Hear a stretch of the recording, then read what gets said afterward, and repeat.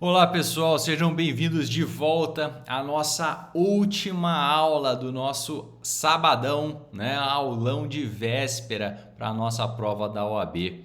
Então eu aqui vim para poder fechar, para a gente poder encerrar aí o nosso dia de estudo, né? Depois da nossa aula você vai relaxar, você vai agora só esperar, né, chegar o dia de amanhã para que você possa pegar o caderno de questões e colocar ali, né, todo o conhecimento que aqui hoje você adquiriu. Espero que tenha sido super produtivo, que você tenha aí acompanhado as dicas dos professores, né, e que acompanhado também ali na própria letra de lei, fazendo as suas anotações necessárias, né, e que você venha, né, nos prestigiar novamente aí com a sua presença nos nossos outros cursos, né? Acompanhe a nossa página, se você ainda não segue o nosso Instagram, se você ainda não segue o nosso Facebook, vá lá, né?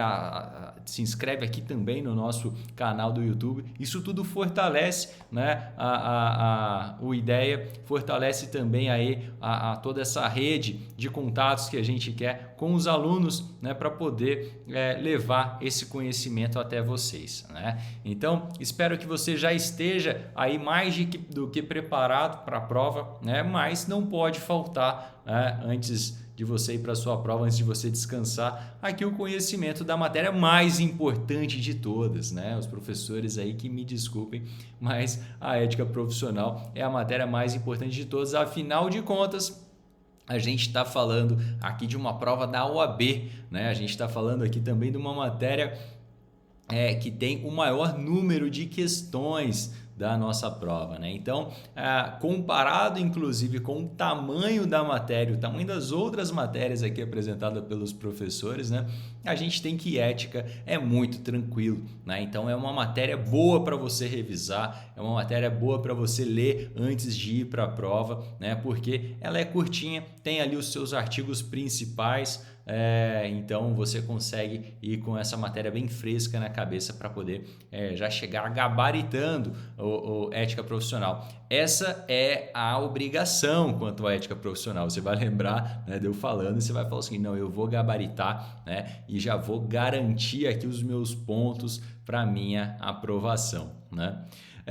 Gente, ética profissional, a gente vai lembrar que a gente está falando sobre a prova da OAB, então nada mais óbvio, né, do que essa cobrança da gente conhecer como é que funciona, né, as regras internas da OAB. Afinal de contas, a gente viu aí em todas as outras aulas quanto a leis específicas, né, aplicadas aí em âmbito nacional, em geral, né, dos casos. Agora a gente está falando das regras vinculadas aos advogados, né? Então, para você que está aqui correndo atrás da sua carteirinha da OAB, né, antes de mais nada, né, a FGV ela quer falar o seguinte, mas será que esse advogado, ele sabe, né, como é que funcionam as coisas, ele sabe quais os limites da advocacia, né, quais são os direitos, inclusive, dele, né, quais são as prerrogativas, o que acontece com quem fere as prerrogativas, né? Daí o porquê dessa importância de conhecer a ética profissional, de conhecer o nosso estatuto da OAB, né? Então fique ligado quanto a isso, né? Lembrando que eu sei que alguns dos colegas, né, vão acabar seguindo a vida do concurso, né? E para isso vão contar também com o Ideia Cursos Jurídicos, né? Que vão aí logo mais terem cursos lançados especificamente para concursos de promotoria, concurso para delegado, né? Fique ligado quanto a isso. E vocês vão ver que vai ser sempre cobrado, né, o regimento interno da instituição. E aqui não é diferente, né? Aqui a gente precisa conhecer quais são as regras da OAB.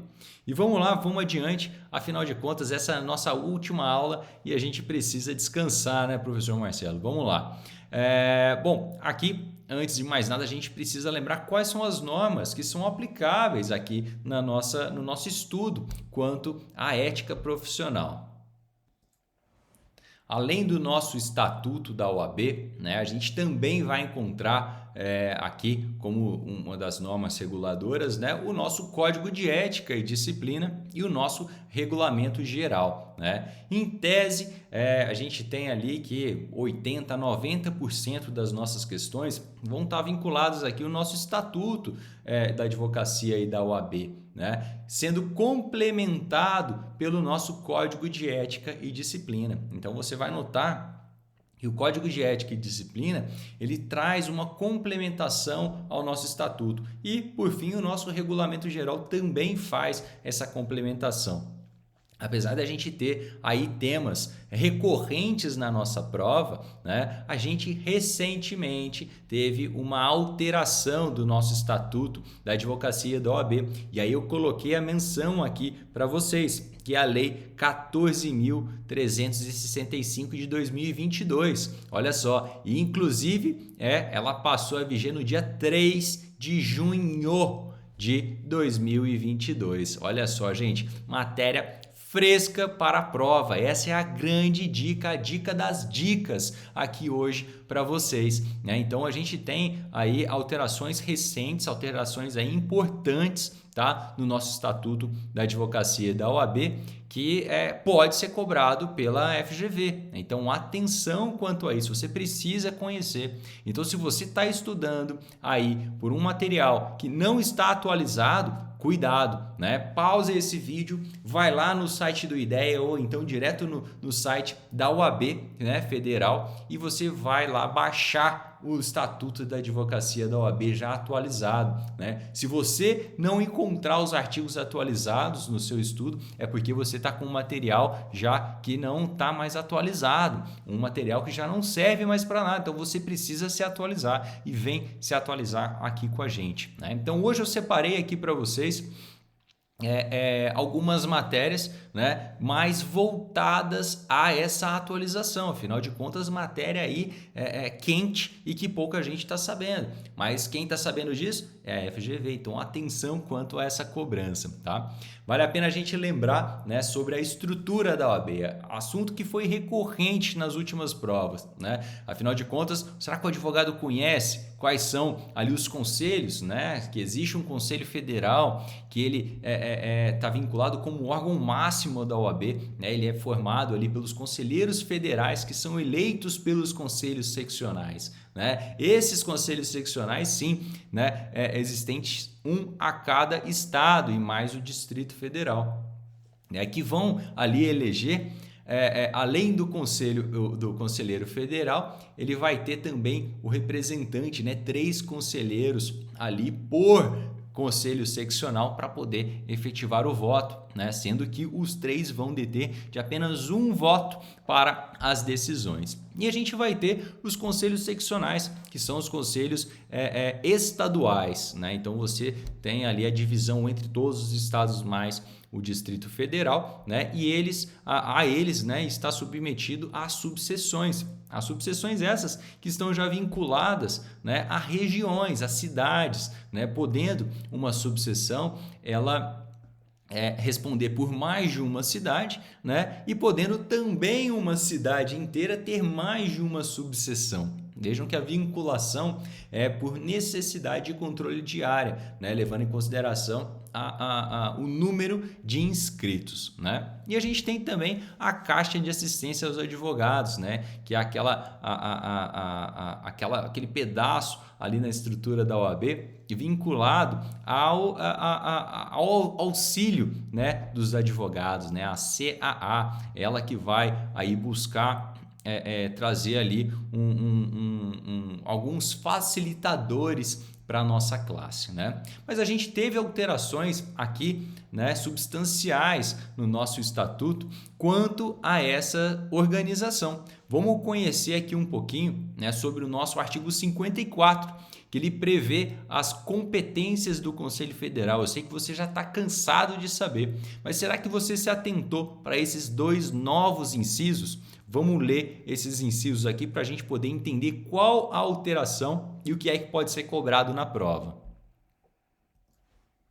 Gente, vamos fazer aqui né, o desenho da nossa lâmpada quanto à super dica, né, a nossa lâmpada aqui que o professor Alexandre adora, né, que é quanto a essas novidades da lei, né? Vejam que o artigo 54, aí ele foi adicionado o nosso inciso 19 e 20, né, que trouxe também como competência para o Conselho Federal a de fiscalizar, acompanhar e definir parâmetros e diretrizes na relação jurídica mantida entre advogados e sociedades de advogados ou entre escritório de advogados sócios e advogado associado, inclusive no que se refere ao cumprimento de requisitos norteadores da associação sem vínculo empregatício.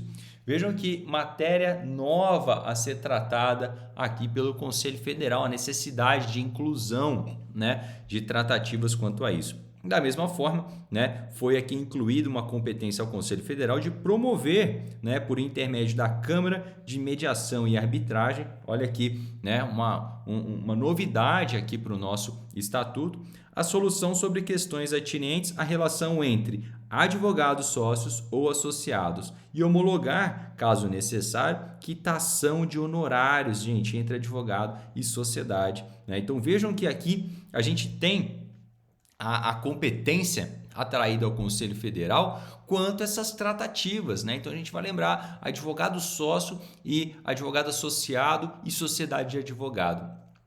Essas tratativas vão ser feitas agora pelo nosso Conselho Federal, tá? E diferente disso não foi, né, com o Conselho Seccional, que também teve aqui a inclusão de mais 2 incisos, né, quanto à sua competência. Aqui o nosso inciso 17, né, e o nosso inciso 18, que vai falar sobre a fiscalização por designação expressa, olha só, desde que designado pelo Conselho Federal, né?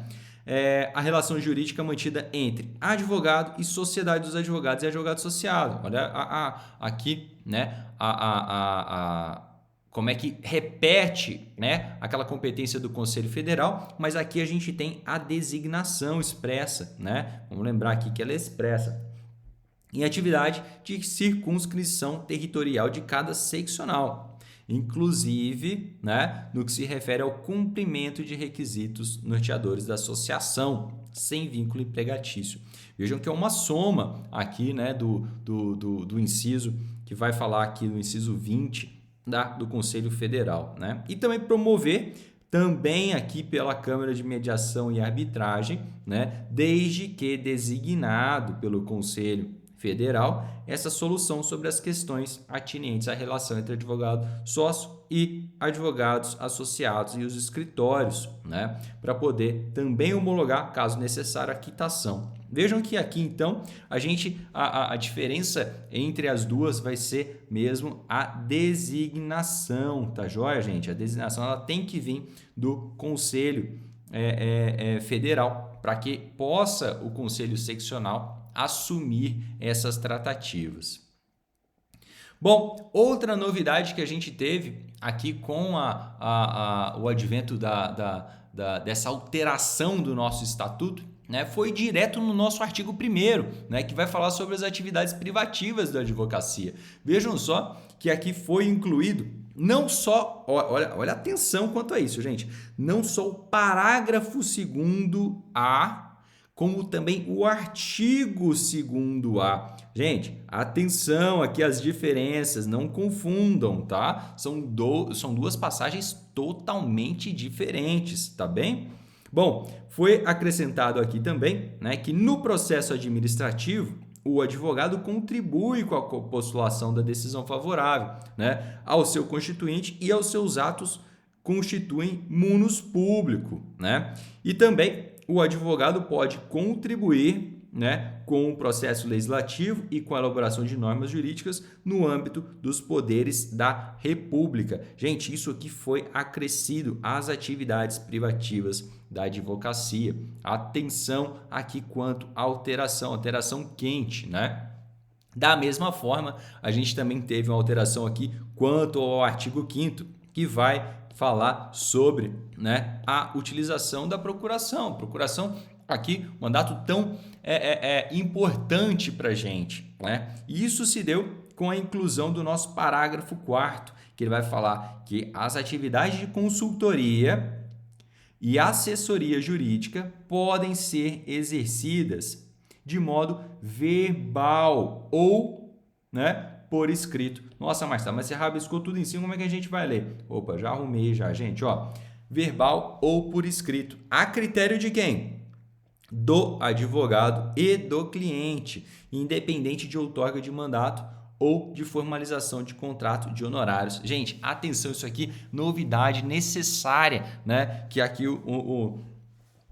houve de alteração da nossa lei para poder incluir, né, os atos de consultoria e assessoria jurídica, né, sem a utilização de procuração ou de contrato, né, podendo acontecer de forma verbal, né, ou por escrito. Vale lembrar, gente, que a advocacia ela tá ali pelo o manto, né, daquele privilégio de sigilo, né? Então, por isso, você não precisa formalizar os seus atos. Afinal de contas, você não precisa prestar essa conta a outra pessoa, a não ser o seu cliente. Daí a possibilidade que a gente faça tudo de forma verbal, sem contrato e sem procuração para tanto, né? Levando em consideração também a vontade do cliente em contratar.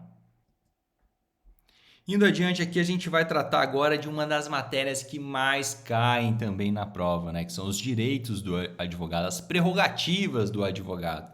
E, gente, a gente precisa lembrar do artigo 6º, artigo tão importante e tão batido também pela nossa OAB, né? De que não existe hierarquia, nem mesmo subordinação entre os advogados, magistrados e membros do Ministério Público, devendo todos, né, tratar-se com consideração e respeito recíproco. Vejam que isso daqui, gente, é matéria quente. Isso daqui é o que a gente vê, né, sendo ignorado pela população em geral, que não entende quanto à falta de hierarquia. E também a gente vê isso de forma reiterada agora na internet, né? O que mais tem agora são casos aí de desrespeito do nosso artigo 6º. E lembrando do artigo 6º, a gente teve a inclusão do parágrafo único, né? Novidade aqui em 3 de junho de 2022, em que foi incluído a menção de que as autoridades e os servidores públicos do dos poderes da República, os serventuários da Justiça, membros do MP, devem, né, dispensar ao advogado no exercício da profissão. Muito importante essa menção, né? Que tem gente que acha que o advogado ele é 24 horas advogado, mas não é bem assim, né? Tratamento compatível com a dignidade da advocacia e condições adequadas ao seu desempenho, preservando e resguardando de ofício a imagem, a reputação e a integridade do advogado nos termos dessa lei. Vejam que aqui houve então, né, a determinação de preservação e resguardo de ofício, ou seja, responsabilidade dessas autoridades e servidores públicos, tá? Dessa imposição aqui a eles, dever deles de cumprimento, né? Bom, a gente vai ter então aqui o nosso artigo 7º quanto aos direitos do advogado, né? E vale a pena aqui para a gente repassar alguns deles, porque isso daqui também é recorrente na prova, gente, e a gente precisa conhecer. Então vale lembrar, né, que além das novidades, né, é direito, é prerrogativa do advogado, o local de trabalho ser inviolável, né? Então essa inviolabilidade relativa, obviamente, né, para que realizar uma busca ou apreensão no local de trabalho, né, deva haver uma decisão judicial fundamentada, né, e também que a diligência seja acompanhada por um representante da OAB. Também, outra passagem importante é essa comunicação com o cliente de forma privada e individual, né? Esse direito à cela especial até o trânsito e julgado da decisão, né? Após, vamos até apagar esse 21 aqui que não tem nada a ver, né? Se a prisão ela decorrer de outro fato, né, que não seja relacionado à advocacia, vale a gente lembrar também, né, dispensa a presença do representante da OAB, mas caso aconteça é necessário a presença desse representante para poder resguardar ali as prerrogativas do advogado, né? Assim como vista de processos, assim como ingressar livremente aqui nos órgãos públicos, né, fóruns, sede administrativa. E aqui a gente tem também a inclusão do inciso 10, né? Que é usar a palavra pela ordem, né? Em qualquer tribunal judicial ou administrativo, órgão de deliberação coletiva da administração pública ou comissão parlamentar, mediante a intervenção pontual e sumária, ou seja, de forma objetiva, né? Para quê? Para poder esclarecer equívoco ou dúvida surgida em relação a fatos, a documentos ou afirmações que influam na decisão. Ou seja, o poder de fala, gente, poder de fala, poder de interromper, né, desde que utilizado com determinação e muito critério, né? Para manter a ordem, né, você pode ali fazer as suas observações, sempre de maneira pontual e sumária. Atenção quanto a isso. Assim como houve a inclusão também, né, do nosso parágrafo 2º-B, né, em que ele permite o advogado a realizar essa sustentação oral agora, né, no recurso interposto contra a decisão monocrática, tá? Decisão monocrática de relator que julgar o mérito ou não conhecer os seguintes recursos ou ações, né? E ele traz essas possibilidades. Gente, aqui parágrafo novo, parágrafo complexo, que traz inclusive influência nas regras processuais. Então, atenção quanto a isso, matéria quente para a gente poder estudar. Assim como também a aplicação aqui dos nossos parágrafos 6º, 14, 15 e 16, né, que são matérias novas aqui para a gente estudar, que é vedado ao advogado efetuar colaboração premiada contra quem seja ou tenha sido seu cliente, né? Então, atenção, isso daqui parece até, né, casos recentes que a gente vê aí da advocacia.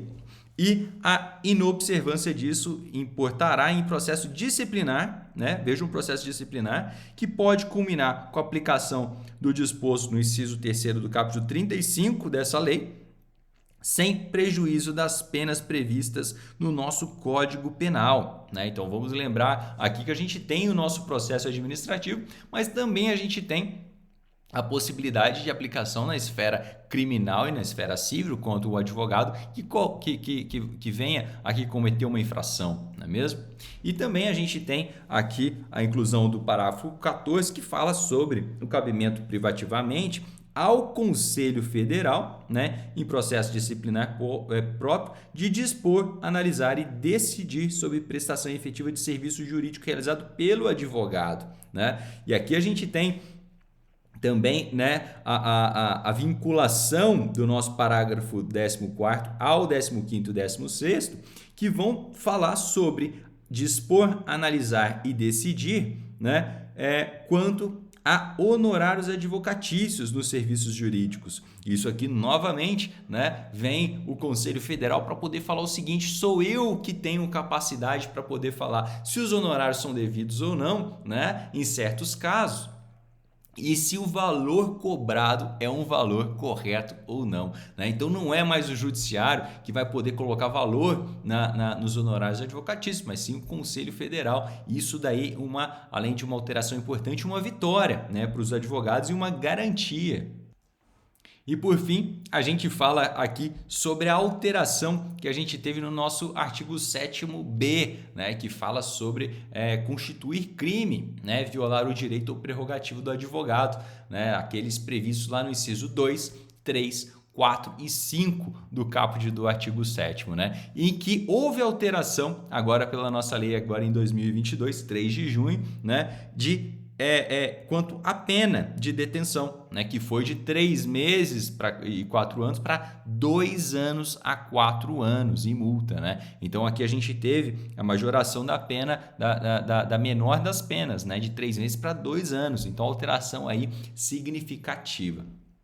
Gente, com isso eu coloco o fim aqui no nosso sabadão, no nosso aulão de véspera. Desejo a todos vocês uma ótima prova, agradeço a presença de vocês, a paciência, né? Espero que tenha sido super produtivo e que vocês, já coloco aqui de prontidão, que vocês podem contar com os professores do curso Ideia.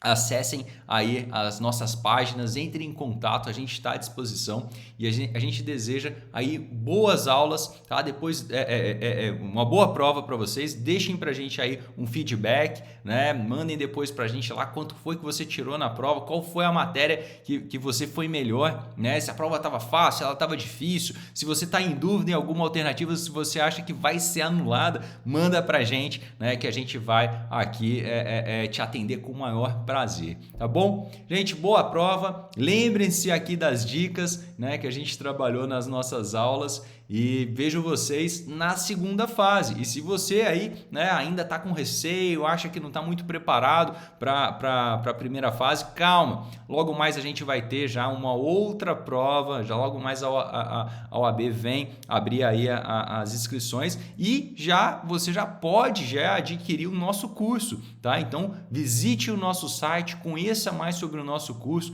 conheça sobre também as condições especiais, tá? Vai lá, manda um e-mail pra gente, fala, poxa, mas peraí, professor Marcelo pediu para eu avisar que eu assisti o aulão, né? Então me ajuda aí que eu quero muito fazer esse curso. Vai lá, gente, usa o meu nome, tá? Pode falar que eu que mandei, tá joia? E fala assim, pô, me ajuda aí que eu quero fazer parte aqui do Ideia Cursos Jurídicos, eu quero ser aluno de vocês e eu quero ter acesso integral ao curso da OAB, tá? Conta com a gente, estamos aí à disposição de vocês e uma ótima prova, a gente se vê. Um abraço!